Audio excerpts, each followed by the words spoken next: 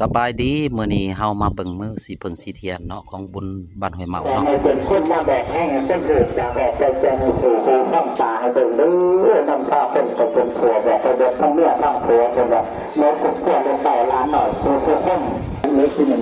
นี่ก็จะเป็นบ่อนเพิ่นเฮ็ดฮดสงผักเนาะหรือว่ายาคูเนาะ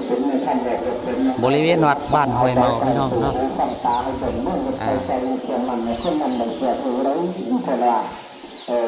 เส้นขาดในไหนมือเด็กเสยได้นำขาดกินท่านไปเองท่านขาแสนข้าวบาน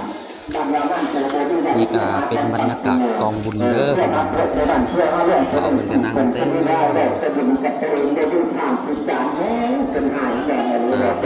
บ้านเขตชนบทลาวเฮาเนาะบ้านห้วยเมาเป็นประจำปีเลยเนาะ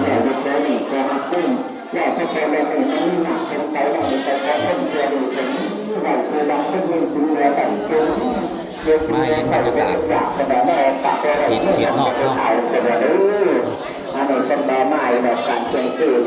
สีเพิ่งสีเทียนก็มี3 รอบแล้วก็แบบถ่ายวิไลในอ่างเขาใส่ความสมเรื่องนายคนประกาศกับกาวางข้อหลักเป็นแบบเป็นประกาศเชื่อมั่นในนำแก่เป็นแต่ในเรื่องหวังและเชื่อมั่นในเป็นคนข่าวแท้เป็นสงครามเป็นอะไรเป็นลาย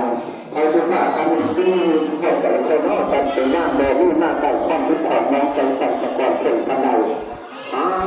เสือเนื้อดำประเสริฐทำลายหายถูกหายเสือหายเลยแต่ในท่านข้างในเข้าท่านใจกับผู้ใหญ่ท่านจะลายกันหน่อยสินะแล้วถ้าเป็นใจกันอะไรท่านใหญ่จะแก่แก่ท่านใจจะลาย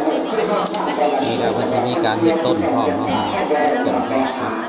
ท่านทำลายชาติเมืองเมืองมาขาดกำลังอย่างสำคัญเวลาขาดขึ้นมาเป็นแบบเครื่องการลายได้แบบเรื่องต้นทำหน้าไปเจอข้าวแล้วคุณยอมบริเวณวัดหอแจกพี่น้องเนาะกองบุญกับศิลาอยู่เพราะว่าเขต3-4 บาทเนาะ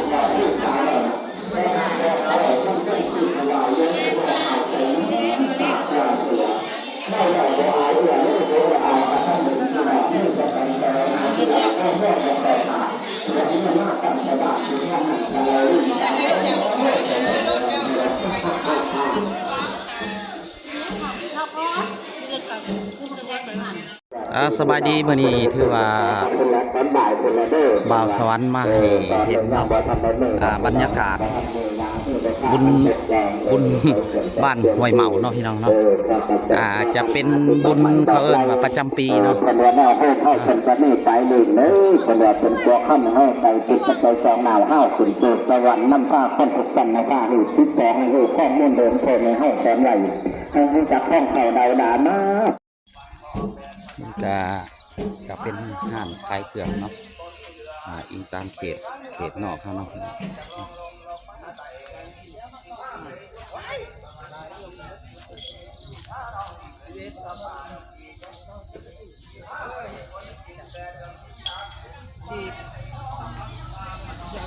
อันนี้ก็จะเป็น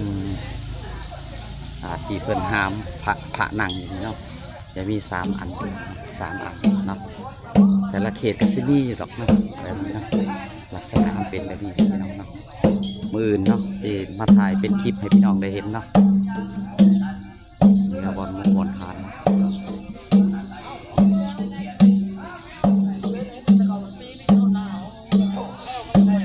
มืออื่นที่ถือว่าเป็นที่เนาะพี่น้องเนาะ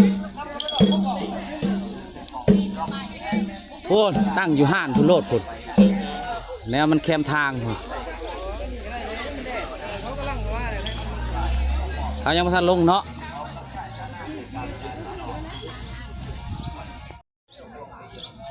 สิสบายดีศิลวัตรใหญ่เพิ่นได้นี่ใหญ่เติบบ้านนี่ก็เนาะบ้านนี่ก็ใหญ่เติบเนาะ